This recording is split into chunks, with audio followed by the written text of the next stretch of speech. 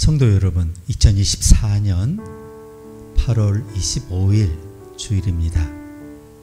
이제 가을의 문턱에 서서 새로운 계절을 맞는 준비를 하신 여러분 가정과 또 사업과 하시는 모든 일에 하나님의 축복, 하나님 평화 가득하시기를 축복합니다. 함께 기도하시겠습니다. 하나님 아버지, 우리가 한 주간 열심히 달려왔고 많은 역경, 장애에 직면했지만 오늘 그리스도의 손을 굳게 붙잡고 부활의 동산, 또 우리가 하나님과의 친교와 그리스도의 부활의 능력이 우리와 함께 하시는 쉴만한 물가로 우리가 앉고 쉬게 하신 것을 감사합니다. 이곳에 오기까지 골짜기를 지나왔습니다. 그곳은 죽음의 골짜기라 불리던 것인데 그리스도의 손을 붙잡고 있으므로 그곳은 우리에게 그림자에 불과했습니다. 하나님, 그곳이 우리의 출발점이거나 종착점이 아니라 우리의 통로이게 하신 것을 감사합니다. 이 산 정상에 오기 위해서 우리는 그곳을 통과해야 했는데 그리스도께서 함께 하심으로 우리가 넉넉히 통과하게 하신 것을 감사합니다. 또 다음 한 주간에 골짜기 여행이 예정되어 있습니다.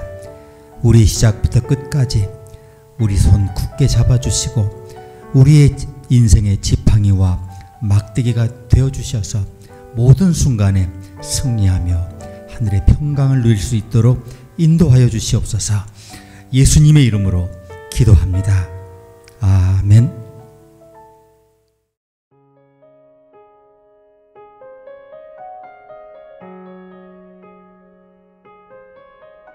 여호와는 나의 목자시니 내가 부족함이 없으리로다.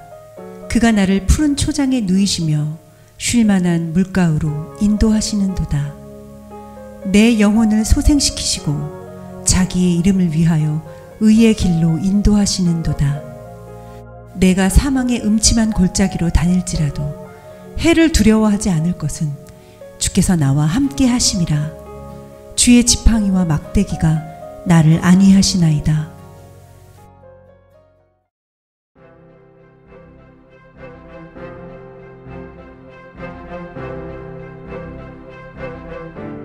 오늘은 시편 23편 3절, 4절, 2절을 보겠습니다. 그분은 나의 길, 이런 제목으로 함께 은혜를 나누기를 원합니다. 자, 이것이 무엇인지 한번 상상해 보시기 바랍니다. 여러분을 만들 수도 있고 망가뜨릴 수 있는 이것, 여러분의 영혼에 상처를 입히기도 하고 여러분 마음에 반짝이는 별이 되기도 하는 이것, 여러분의 인생을 영원히 망칠 수도 있고 영원히 구원할 수도 있는 이것, 이게 뭘까요? 결정입니다. 결정은 여러분과 저와 여러분을 나쁘게도 하고 기쁘게도 하고 슬프게 할 수 있습니다. 자, 우리 모두는 우리 삶에서 수많은 결정에 직면하죠. 여러분은 결정을 내렸기 때문에 오늘 이 자리에 오신 것입니다. 사실 모든 인생은 결정의 연속입니다. 오늘 본문으로 읽은 3절에서 다윗 왕은 우리에게 몇 가지 놀라운 진리를 알려주는데요. 하나님은 우리가 잘못된 결정을 내릴 때 우리를 바로 잡아주실 만큼 우리를 사랑하신다고 합니다. 올바른 결정을 내릴 수 있도록 인도하신다는 사실을 보여줍니다. 그리고 하나님의 길은 언제나 의의 길, 옳은 길이므로 그분의 길을 가는 것에 대해서 우리가 조금 더 걱정하지 말라고 이렇게 위로를 주십니다. 종종 바른 길에서 벗어나 잘못된 길에 들어선 경우가 있죠. 그렇지만 희망이 있습니다. 어느 길을 택해야 할지 몰라 갈림길에 서 있는 분들 계십니까? 여러분을 위한 도우심이 있다는 겁니다. 이제 먼저는 우리가 넘어질 때 하나님은 우리를 회복의 자리로 이렇게 다시 들어 올리십니다. 그가 내 영혼을 회복시키시며 그러죠. 이 구절은 그분이 나를 다시 데려오신다라는 그런 뜻입니다. 이게 대체 무슨 의미일까요? 양과 목자의 관계에 대해서 얘기하고 있다는 점을 다시 상기시켜 드리고 싶습니다. 양이 직면하는 두 가지 위험이 있고요. 목자만이 다룰 수 있는 두 가지 문제가 있습니다. 그 위험 중 하나가 뭐냐면 양이 버려지는 거예요. 버려지는 것. 시편 42편 11절에서 시편 기자는 내 영혼아 네가 어찌하여 버림을 받았느냐라고 외칩니다. 그는 여기서 던져진 양, 즉 버림받은 양을 언급하고 있습니다. 자, 이것은 뭐냐면 양이 뒤집히잖아요. 뒤집혀서 스스로 일어설 수 없는 상태를 말합니다. 엎어진 양이 이제 등을 땅에 대고 누워 있으면 우리 같으면 반동을 이용해서 쉽게 일어날 수 있지만 양은 전혀 그렇지가 못해요. 그냥 양은 두 발을 공중에 쭉 뻗은 채 허우적거리기만 해요. 미친 듯이 발버둥 치지만 어느 경우에도 양은 스스로 다시 일어설 수 없습니다. 이것이 양이 스스로 자초한 상황일지라도 그게 회복이 안 돼요. 양은 옆으로 넘어졌다가 다리가 공중에 곧게 뻗은 채로 완전히 이게 엎어지면 이제 그게 끝이에요. 두 발로 일어설 수가 없어요. 때로 뚱뚱한 양 혹은 무거운 양이 있지 않습니까? 뭘 많이 먹었거나 물론 되새김질 하겠지만 배에 가득히 채워가지고 배가 이렇게 팽팽히 양옆으로 나오거든요. 그런 경우에 땅에 작은 움푹 들어간 그곳에만 헛발을 디뎌도 엎어지고 마는 거예요. 누워버려요. 그래서 그 양이 그 몸을 펴고 긴장을 풀기 위해서 옆으로 이렇게 구르다가 그냥 엎어지는 거예요. 무게중심이 이동하면서 발락 넘어지면 그게 뭐냐, 일어서면 되지 하지만 양은 못 일어서요. 이 시점에서 양은 엄청난 겁을 먹는다고 합니다. 양은 발로 막 하늘을 치면서 허우적거리기 시작하죠. 숨을 헐떡이면서 매하면서 간절히 부르짖어요. 자, 자신이 공격을 당할 수 있다는 걸 알아차린 거예요. 그래 겁을 먹는 겁니다. 팔레스타인 같으면 독수리가 있고 개가 있고 코요테가 있고 퓨마가 있지 않습니까?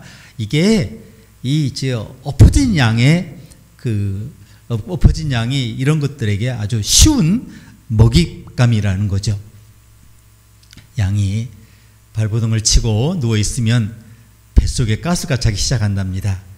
가스가 팽창하면 위가 딱딱해지고 공기가 통하는 통로가 차단돼서 양이 몇 시간 안에 질식할 수 있대요. 그냥 마냥 그렇게 누워 있는 게 아니에요. 그 외에도 그 혈액 순환도 차단된답니다. 그래서 다리가 마비된다고 합니다. 날씨가 서늘하거나 흐리면 양은 며칠 동안 그 고통스러운 자세에서 숨을 쉬기 위해서 몸부림치다가 그냥 가는 겁니다. 아니면 짐승의 먹이가 됩니다. 목자는 그래서 낙오된 양을 발견하면 주저하지 않습니다.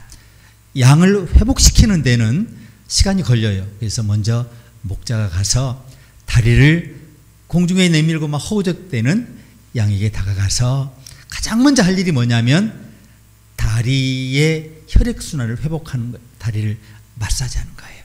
그런 다음을 양을 옆으로 뉘어야 돼요. 바로 세우면 안 됩니다. 옆으로 뒤집어서 배에 차 있는 가스를 좀 완화시키는 것을 해요. 그리고 양들이 공포감에 확 젖어 있잖아요. 굉장히 두려워하지 않습니까? 그걸 낮추기 위해서 안심할 수 있도록 양에게 말을 겁니다.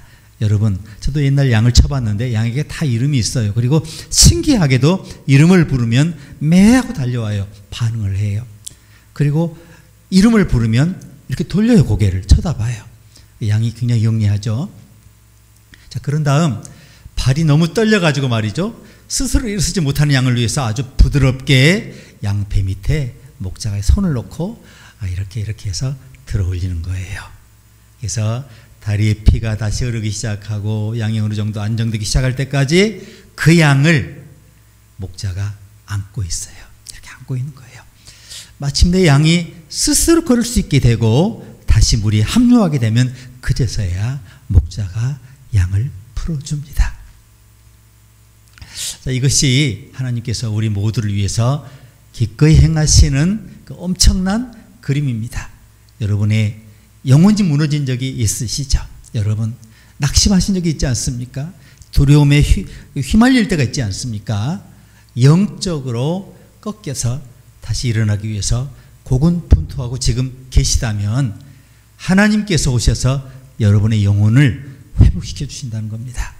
그분은 여러분에게 자신감을 주시고요, 평강을 주시고요, 힘을 주시고요, 기쁨을 회복시켜 주신다는 겁니다. 시편 51편에서 다윗은 자신의 삶에서 실수했거든요. 온전치 못했어요. 자기 영혼이 어떻게 무너졌는지에 대해서 간증하는데 12절에서 주의 구원의 기쁨을 내게 회복하여 주소서라고 간구합니다. 자, 여러분도 혹은 저도 오늘 죄책감으로 인해서 낙담하고 있을 수 있어요. 그렇다면 선한 목자께서 여러분에게 하시는 말씀이 있는데 뭐라고 하시냐면, 만일 우리가 우리 죄를 자백하면 저는 미쁘시고 의로우사 우리 죄를 사하시며 우리를 모든 불의에서 깨끗하게 하실 것이라고 분명히 말씀합니다. 자, 여러분의 영혼이 슬픔으로 인해서 낙담하고 있을 수 있어요. 그렇다면 선한 목자께서 여러분에게 하실 말씀이 있습니다. 고린도후서 12장 9절을 보니까 내 은혜가 내게 족하도다. 이는 내 능력이 약한 데서 온전하여 짐이라, 이렇게 말씀하시죠. 죄책감으로 마음이 상했거나 슬픔으로 짐을 지고 있더라도 하나님께서 회복시켜 주신다는 겁니다. 그러나 양에게 위험이 또 하나 있는데 그것은 바로 길을 잃을 위험이죠. 종종 양들이 곡식과 풀을 정신을 뜯어먹다가 무리를 놓쳐요. 고개를 안 들고 고개를 쳐박고 먹다가 무리를 놓쳐버리는 거예요. 어디로 가야 할지 살피지 않고 먹이에 집중하다가 그만 무리에게서 이탈되는 거예요. 양들의 머릿속에는 오직 한 가지밖에 없답니다. 풀잎밖에 없어요. 먹는 거. 그러다가 어느새 어떤 양이 길을 잃고 말아요. 더 큰 문제는 양은 집으로 돌아가는 길을 몰라요. 개, 비둘기, 말은 귀소 본능이 있어요. 그래서 집으로 돌아가요. 그 개의 스토리를 여러분 읽지 않습니까? 몇천 킬로인데 집을 찾아왔다는 거죠. 소도 외양간으로, 말도 마구간으로, 개도 자기 집으로 돌아올 줄 알아요. 한데 양은 양떼로 돌아가는 길조차 몰라요. 양은 사자처럼 강하지도 않고요, 영양처럼 날렵하지도 않고 개처럼 영리하지도 않아요. 양의 가장 큰 특징은 어리석다는 거예요. 정말 어리석어요. 양이 한 번 길을 잃으면 집으로 돌아가는 길을 영영 찾지 못한다는 겁니다. 또 양이 후각이 예민하지가 않아요. 그래서 혼자 두면 독초를 먹을 수 있어요. 오염된 물을 마실 수가 있어요. 그러다가 죽는 거죠. 그래서 가장 시급한 게 뭐냐면 목자가 인도하는 무리에 합류하는 거예요. 게다가 양은 완전히 무방비 상태죠. 호랑이는 발톱을 세우고 곰은 짓밟을 줄 알고 노새는 발로 찰 줄 알아요. 뱀도 공격할 줄 알아요. 근데 양은 공격 무기가 없어요. 완전 무방비 상태예요. 따라서 목자는 길을 잃은 양을 찾는 것이 최우선 급선무가 되는 거예요. 목자가 밤에 잠들기 전에 마지막으로 하는 일은 양을 이렇게 세는 거예요. 양들의 이름을 모두 부르고 한 마리라도 빠진 양이 있으면, 자, 그러면 어떻게 돼요? 그 잃어버린 양을 찾으러 그 밤에 떠나갑니다. 목자의 임무는 다친 양을 회복하는 것만 있는 게 아니에요. 목자의 임무는 잃어버린 양을 양떼로 찾아서 되돌아오는 거예요. 그래서 그 야밤에 그 양떼를 찾으러, 잃어버린 양을 찾으러 다시 길을 떠나게 됩니다. 여러분이 영적으로 지금 등이 이렇게 엎어져 있거나 양떼에서 멀어져 있을 수가 있어요. 방황하는 거죠. 그럼 여러분이 목자의 소유인 것이 분명하다면 목자는 어떻게 하시겠습니까? 반드시 여러분을 찾으러 오실 것이고 회복의 장소로 여러분을 다시 인도하신다는 겁니다. 자, 우리는 골동품을 복원하고 시계를 복원하고 자동차를 복원하고 그림을 복원할 수 있지만 오직 하나님만이 우리 영혼을 복원할 수 있습니다. 인간은 병든 육체에 대해서 많은 치료법을 발견했지만 오직 하나님만이 병든 영혼을 회복시킬 수가 있어요. 죄책감이나 슬픔이나 지나친 분노에 대한 치료법은 오직 한 분 선한 목자를 만난 그분의 은혜 아래서만 가능하다는 겁니다. 3절 교훈 두 번째는 우리가 흔들릴 때 하나님은 우리를 의의 길로 인도하신다는 겁니다. 그는 그의 이름을 위하여 나를 의의 길로 인도하신다. 다윗 왕이 고백합니다. 선한 목자는 양떼를 먹일 뿐만 아니라 양떼를 의의 길로 인도하신답니다. 의의 길, 올바른 길. 양은 시력이 또 아주 나빠요. 대부분의 양은 10m, 9m 정도밖에 못 본답니다. 그래서 양들은 굉장히 이렇게 길을 잃고 자주 방황해요. 빤히 저기 무리가 있는데도 그걸 못 봐요. 이사야 53장 6절에 우리는 다 양 같아서 그릇 행하여 각기 제 길로 갔거늘, 이 뜻이 바로 그 뜻입니다. 양은 목자를 따르지 않으면 항상 잘못된 길로 가게 됩니다. 팔레스타인의 목자는 길 잃기의 달인인데요. 자, 팔레스타인 사막에는 땅을 가로지르는 많은 흔적들이 있죠. 이게 뭐겠습니까? 야생 짐승이 만든 흔적이 있고 또 어떤 것은 강도가 사람들 기다리기 위해서 질러와서 만든 그런 흔적들이 있어요. 자, 그렇지만 양에게는 길이 다 똑같아요. 이게 문제예요. 다 똑같아요. 자, 양들은 이같이 잘못 길을 택하면 야생 동물이 숨어 있는 곳에 갈 수가 있고, 자, 이 길이 혹은 절벽으로 이어질 수 있다는 사실을 양들은 몰라요. 자, 사람에게는 옳게 보이는 길이라도 그 끝에는 사망의 길이 있느니라. 그래서 잠언 14장 12절에 그런 말씀도 있습니다. 그렇지만 선한 목자는 항상 양들을 푸른 풀밭 쉴 만한 물가로 인도하시죠. 문자 그대로 그는 우리를 바른 길로 인도하신다고 말씀하죠. 목자는 결코 양을 그 멸망으로 인도하지 않습니다. 오염된 물로 인도하지 않습니다. 독이 있는 풀밭으로 인도하지 않습니다. 음식과 물이 없는 들판으로도 인도하지 않습니다. 우리 목자는 오직 양들에게 적합한 장소로만 인도하십니다. 그분은 결코 우리를 위한 나쁜 결정을 내리지 않습니다. 실수하지 않습니다. 항상 그 자신의 성품에 맞는 길로 인도하십니다. 정말 멋진 길입니다. 생각해 보십시오. 하나님께서 여러분을 인도하실 이 길은 어둠이 없는 길이에요. 위험이 없는 길입니다. 실망이 없는 길입니다. 잠언 12장 28절은 의의 길에는 생명이 있고 그 길에는 사망이 없느니라. 너무나 명료하게 말씀을 하죠. 자, 양이 시력이 아무리 나빠도 목자를 따르고 목자의 곁에 머무는 한 앞을 볼 필요가 없어요.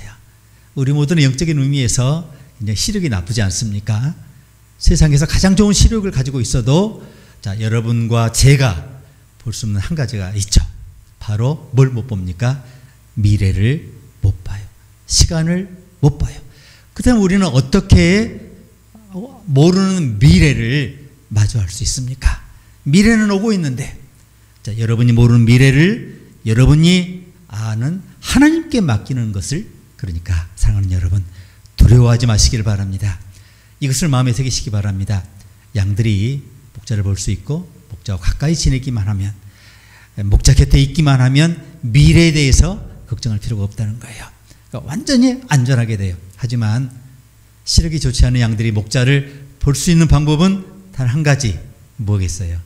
목자 곁에 있어야 한다는 겁니다.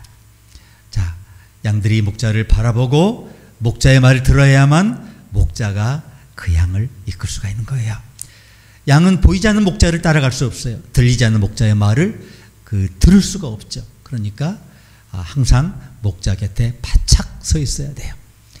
지금 바로 이 룸에는 보이지 않는 5G 전파가 이 건물을 가득 채우고 있을 겁니다.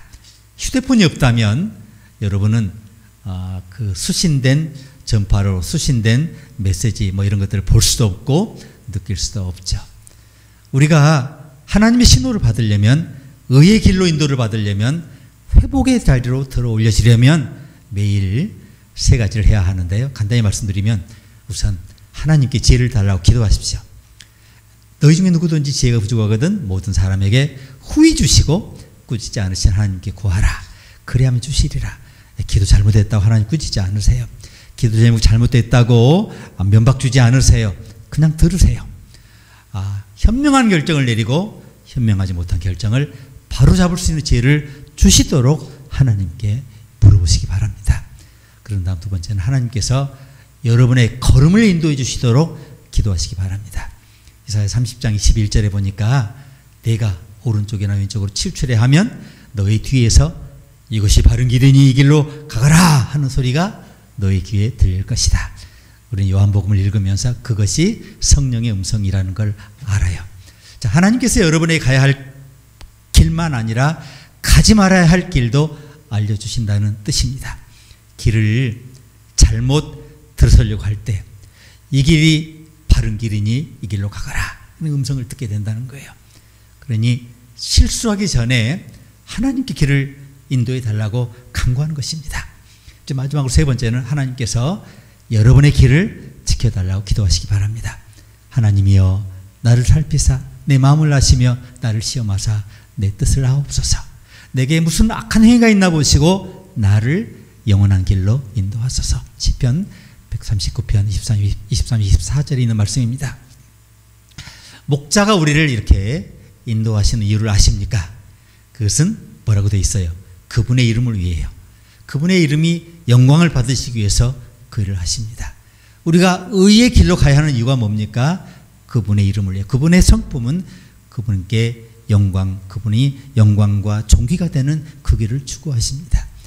목자의 임무는 그래서 양을 인도하십니다. 양들은 이제 목자를 따르는 것이 목자의 한 가지 임무예요. 우리는 그분의 길이 항상 옳은 길, 바른 길, 승리의 길, 생명의 길이라는 걸 알기 때문에 그분의 이름을 영화롭게 하는 그 길로 우리도 함께 매진하는 겁니다. 그리고 이제 세 번째 가르침은 본문 죽음의 권세를 두려워하지 말라는 거예요. 이제 4절로 넘어갑니다. 내가 사망의 음침한 골짜기 다닐지라도 해를 두려워하지 않을 것이라. 4절 말씀.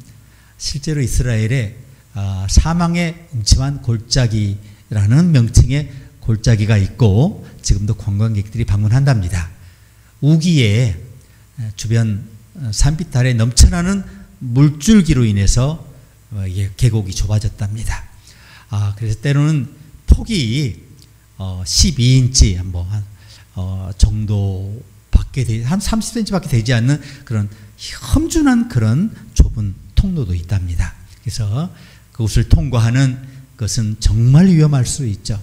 너무 가파르고 너무 좁은 흡곡이라서 정오가 되어야만 해가 바닥에 닿을 정도로 정말 어둠컴컴합니다. 가파른 곳입니다.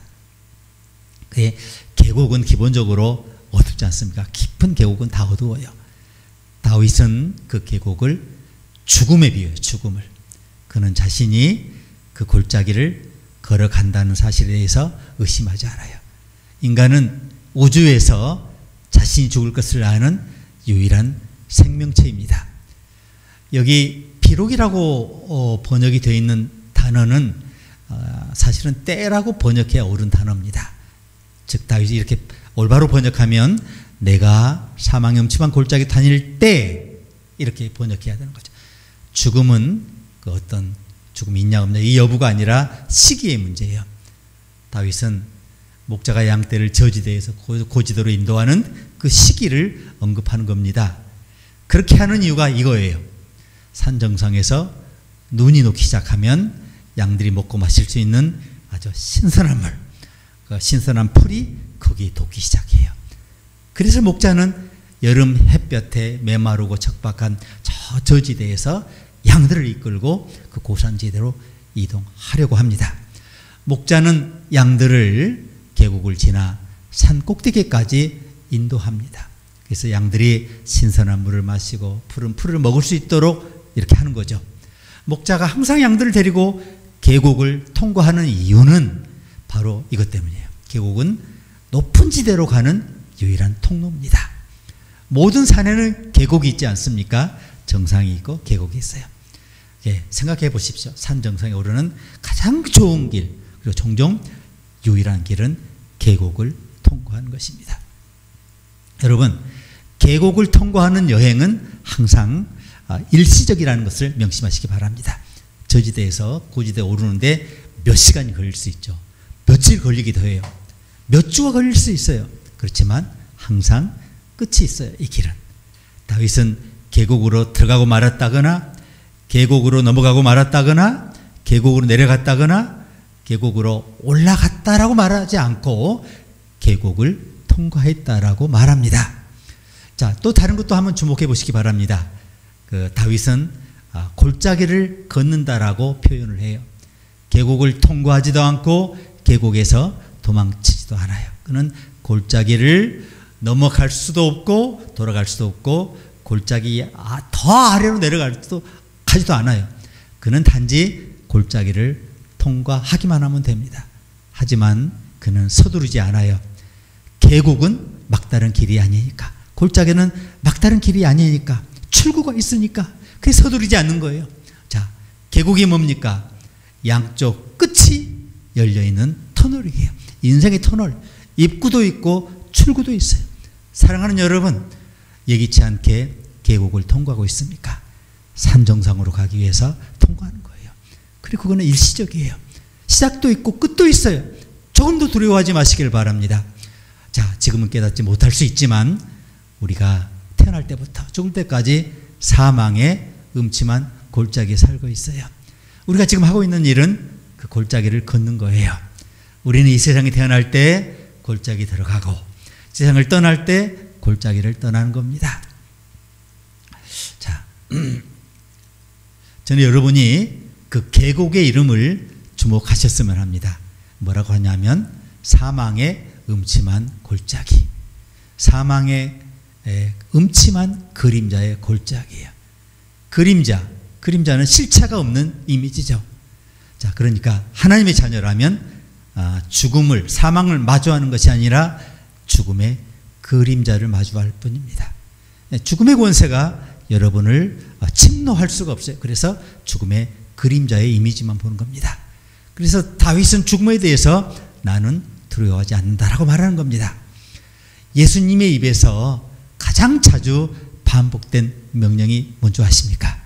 우리 주님이 많은 명령을 주셨어요. 그런데 어떤 명령보다 이 명령을 많이 하셨는데 뭡니까?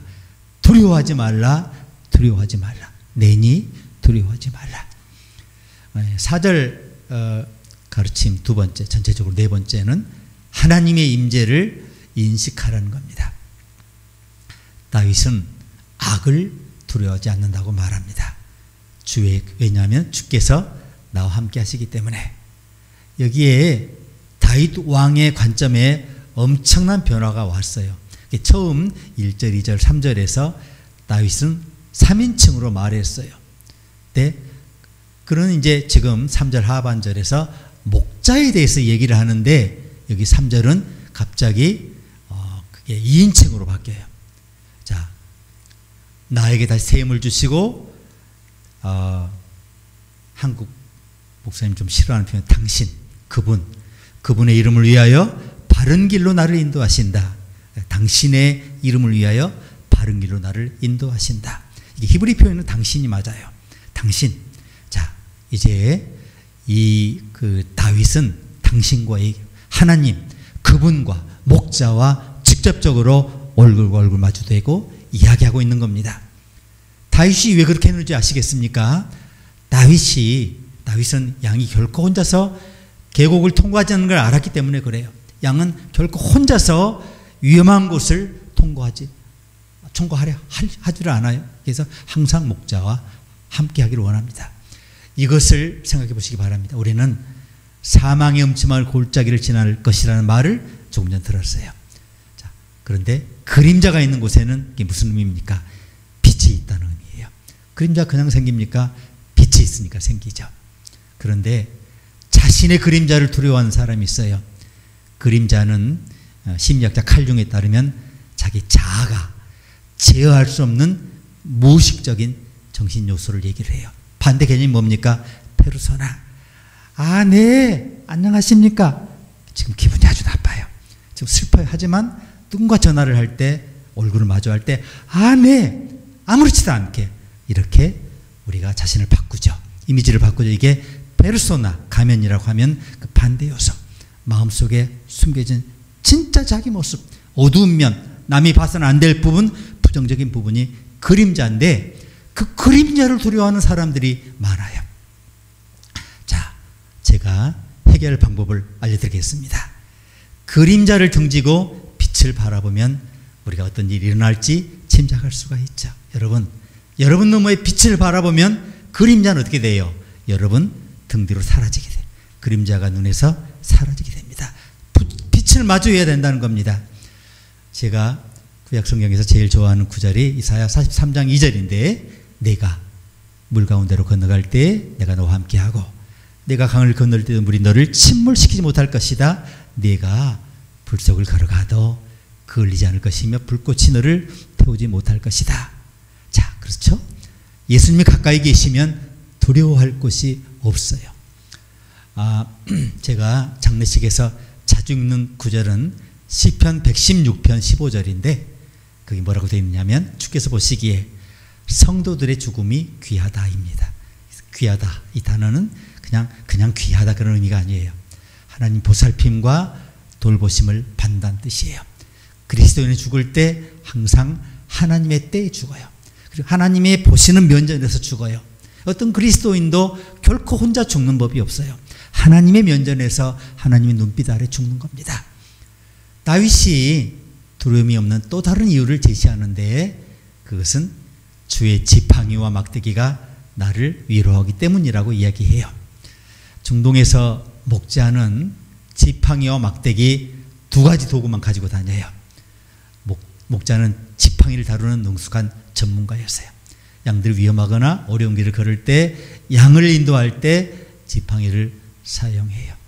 목자는 지팡이 끝을 양 옆구리에 살짝 대고 목자가 원하는 곳으로 갈 수 있도록 길을 지시해 줍니다. 압력을 가하면 때때로 양이 방황하면 목자는 그 지팡이 끝을 뻗어 양목을 잡아 당겨요. 다시 무리 안으로 끌어당깁니다. 때로 양이 가파른 계곡을 넘어서 가시덤불에 얽히거나 바위가 많은 개울 바닥에 걸려 넘어질 수 있지 않습니까? 그러면 목자는 막대기를 가져다가 양들의 배 밑에 대고 그 어떤 구멍이나 엉킨 곳에서 양들을 조심스럽게 들어올려서 양떼들에게 다시 돌아올 수 있도록 이렇게 건져 올립니다. 양들은 목자가 막대기로 양을 보호하고 지팡이로 양을 인도하는 것을 알았기 때문에 막대기와 지팡이를 보는 것보다 더 큰 위안이 되는 게 없어요. 막대기가 보이는구나, 지팡이가 보이는구나. 양이 목자가 우리와 함께 하시고 보호하고 계신다는 뜻입니다. 막대기로 그들을 보호하시고 지팡이로 그들을 인도하셔서 계곡을 지나 어디로 가요? 쉴만한 물가 푸른 초장, 산 정상까지 안전하게 갈 수 있도록 목자가 지금 여러분 삶에 동행하고 계십니다. 이제 이 구절 전체 요점이 뭡니까? 여러분의 삶을 통해서 하나님과 동행한다. 자, 하나님은 죽음까지도 여러분과 함께 하실 겁니다. 그러므로 살아도 죽어도 전혀 여러분 두려워하실 필요가 없습니다. 주님이 여러분의 목자고 여러분이 그분의 양이라면 살았든 죽었든 두려움은 없습니다. 우리 함께 기도하시겠습니다.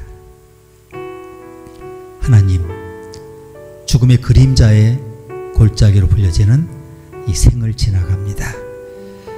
하나님, 그러나 이곳에 영구히 거하지 않고 우리의 출발이 있고 우리의 마침점이 있는 것을 감사합니다. 우리는 이 골짜기를 지나는 여정 중에 있습니다.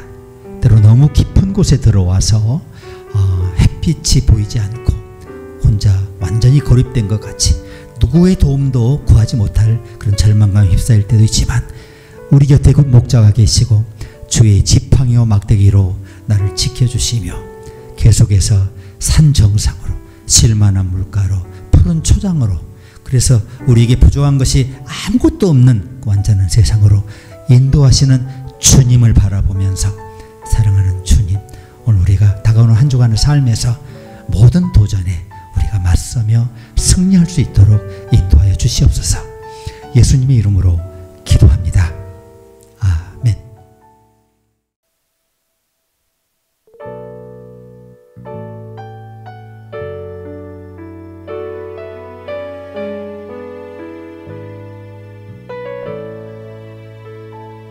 주 안에 있는 나에게 딴 근심이 있으랴. 십자가 밑에 나아가 내 짐을 풀었네. 주님을 찬송하면서 할렐루야 할렐루야. 내 앞길 멀고 험해도 나 주님만 따라가리. 그 두려움이 변하여 내 기도 되었고, 전날의 한숨 변하여 내 노래 되었네. 내 주님 자비하셔서 늘 함께 계시고, 내 굽이 밤을 아시고 늘 채워주시네. 주님을 찬송하면서 할렐루야 할렐루야. 내 앞길 멀고 험해도 나 주님만 따라가리.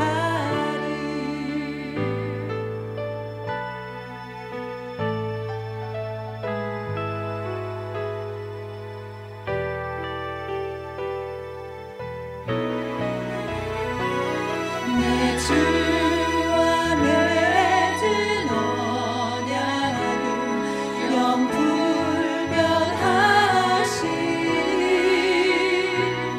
그 나라 가기까지는 늘 보호하시네. 주님을 찬송하면서 할렐루야 할렐루야. 내 앞길 멀고 험해도 나 주님만 따라가리. 주님을 찬송하면서 할렐루야 할렐루야. 내 앞길 멀고 험해도 나 주님만 따라가리.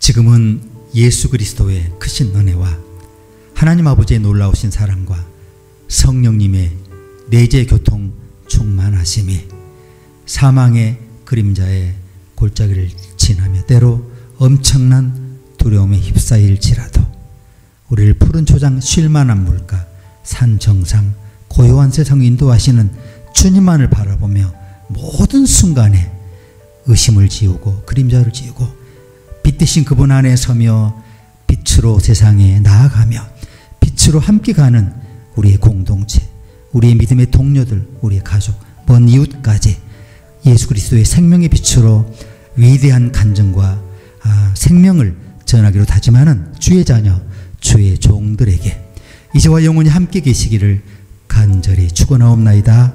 아멘. 선하신 나의 목자 내게 부족함 없네 주의 길을 따라 함께 걷겠네 선하신